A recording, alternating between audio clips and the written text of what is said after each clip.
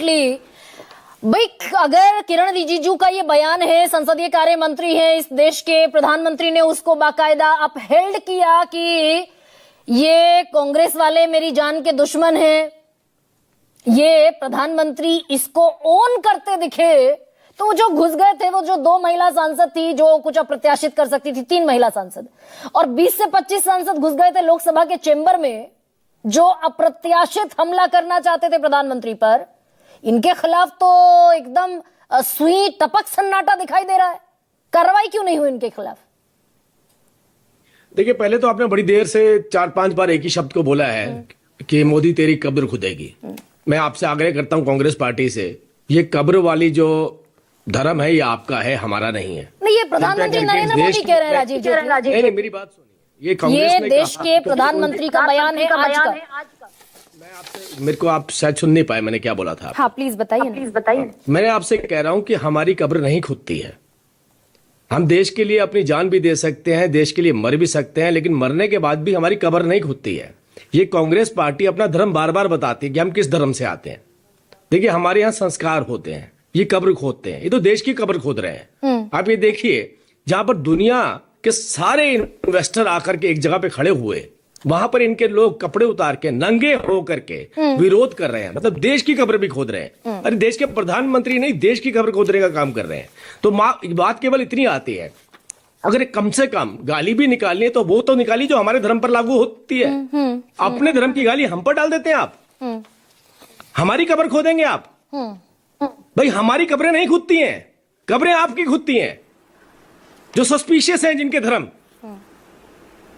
हम तो वो लोग हैं जो देश के लिए अपनी हर कोई भी बाजी लगाने को तैयार है। अब ये तो हमारे धर्म में क्या चिथड़े उड़ा दिए जाते हैं, 32 गोलियां मार दी जाती हैं? ये हमारा धर्म इस बात की इजाजत देता है क्या?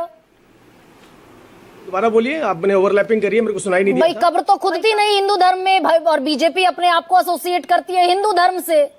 तो क्या हमारे धर्म में 32 गोलियां मारकर छलनी कर दिया जाता है प्रधानमंत्री के शरीर को? जो तेरी दादी का हाल हुआ वही तेरा हाल होगा, आपके विधायक कहते हुए दिखे राहुल गांधी को। ये हमारा धर्म अलाउ करता है? भावना है एक सिख समाज से आने वाले विधायक की, जिसने पीड़ा झेली है, जिसने स्वर्ण मंदिर के ऊपर अटैक होते हुए भी देखा है, जिसको दिल्ली के अंदर सड़कों के ऊपर टायर जला के चलाया है, ये उसकी पीड़ा हो सकती है, पार्टी की लाइन नहीं है। ये उसकी पीड़ा हो सकती है।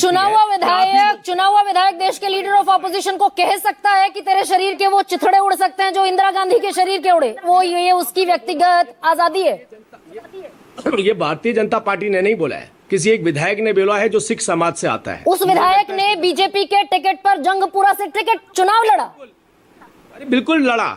वो विधायक कांग्रेस पार्टी में भी रहा है और वो जानता है इन लोगों को, उसने झेला है इन लोगों को। तो आप अगर तो ये आजादी मिल जाती है, ये कौन सा संविधान आजादी देता है किसी को चिथड़े उड़ाकर मार देने की वकालत करने का? की बात है कि मैं ऐसे बयानों का खंडन कर रहा हूं। ईशान त्यागी, ईशान की आवाज धीमी कीजिए। Ishan, I have given you time. 1 second. Ishan, Rajeev Jaitley का काम करिए, हम देश को आगे चलाएंगे। आप खड्डे खोदिए वहां पर, आपका काम कब्र खोदना है। देश में ओपोजिशन का रोल प्ले करने का नहीं है, हमें देश चलाने का काम करना है। तो आपको काम दे रखा है हमने, लग जाइए राहुल गांधी जी के साथ फावड़ा लेकर के।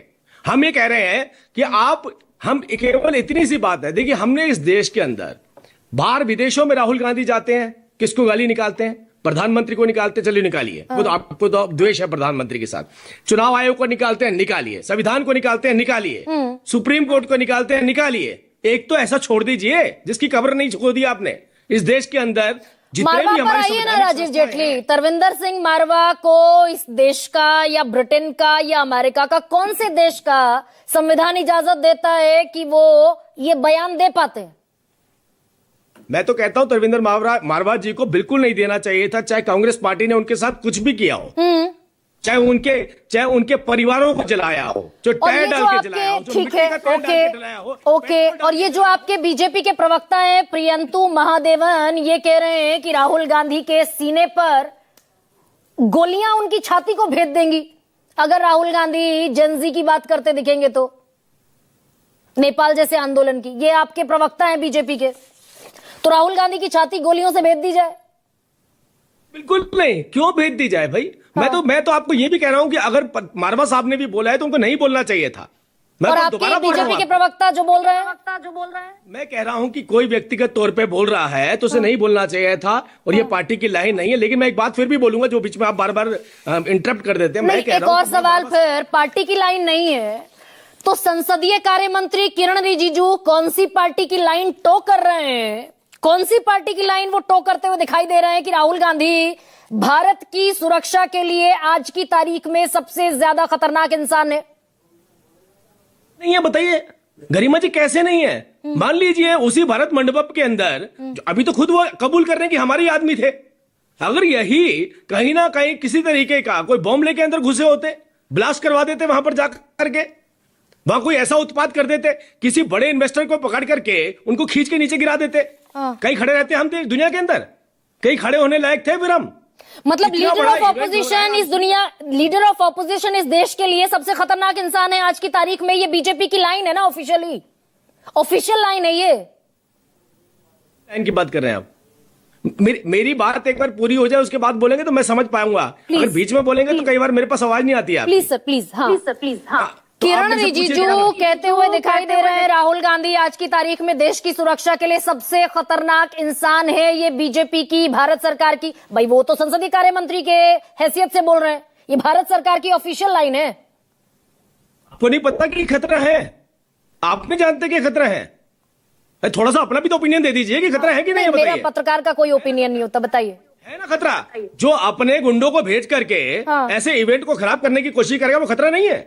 जो भारत की हर संवैधानिक संस्था को दुनिया में जाकर के गाली निकालेगा वो खतरा नहीं है? जो भारत की सेनाएं चीन से झगड़ रही होंगी, लड़ रही होंगी, तब उनके खेमे में बैठा वो खतरा नहीं है?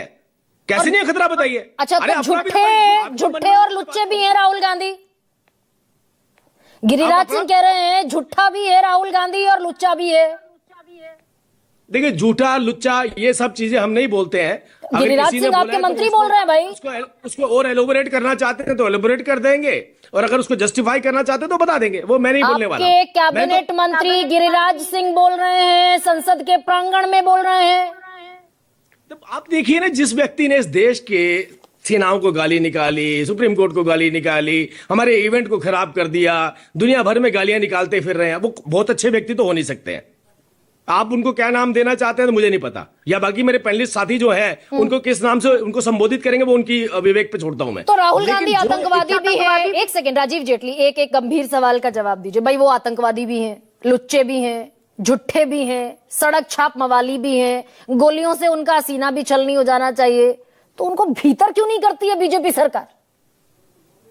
भाई ओपोजिशन के लीडर हैं, ये देश की दुनिया, देश की जनता देखती है, और यहाँ इलाज भीतर और बाहर से नहीं होता है, इलाज इलेक्टोरल मोड से होता है, और इलेक्टोरल मोड से इलाज होता हुआ आ रहा है, लगातार होता आ रहा है, और 25-30 साल तक तो शायद अभी देश की जनता ही करने वाली है। अच्छा, इनके इलाज वैसे होते हैं। ये फ्रस्ट्रेट हैं, ये तड़प रहे हैं सत्ता के लिए। तो सुनील सिंह साजन, सुनील